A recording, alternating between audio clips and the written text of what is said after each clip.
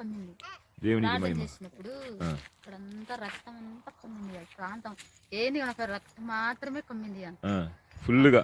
మనుషులు కనపరాలి. ప్రార్థన రక్తమే కనిపించింది. ప్రార్థన రక్తం మనం చేసిన ప్రార్థన నేను చేసే ప్రార్థన వినిపించింది. ఆ తర్వాత రక్తం కనిపించింది. రక్తం కనిపించింది. స్తోత్రం స్తోత్రం స్తోత్రం. ఎవరు మనుషులు కనిపించాలి, అంతా రక్తంగా వచ్చిందా? అంత రక్తం అంతా కప్పబడింది. నా ప్రార్థన ఒకటి వినిపించింది, రక్తంలో అంతా కప్పబడింది. దేవుడు ఈ కొండగాడ ఫుల్గా, ఈ స్థలం అంతా ఫుల్గా కప్పిండింది ఆ రక్తము. యేసయ్యకే మహిమ కలుగును గాక. దేవునికి స్తోత్రం. ఏం వాక్యమ్మా?